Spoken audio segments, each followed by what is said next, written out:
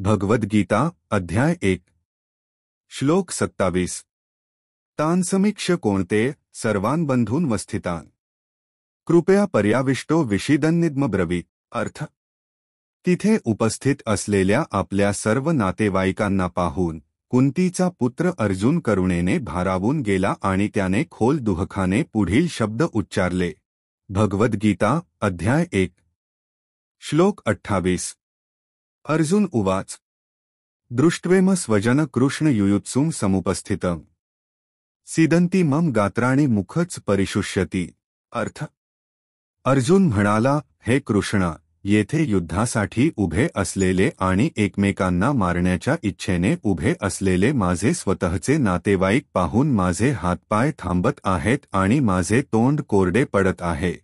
भगवद्गीता अध्याय 1 श्लोक 29 वेप्थुष्ट शरीरे में रोमहर्ष जायते गांडीवं स्रंसते हस्तात्वाक्षी व परिध्यते। अर्थ माझे शरीर थरथर कापू लागले आहे, अंगावर रोमांच उठत आहेत। माझ्या हातातून गांडीव धनुष्य सटकून जाऊ लागले आहे आणि माझी त्वचा जळजळीत होत आहे। धन्यवाद।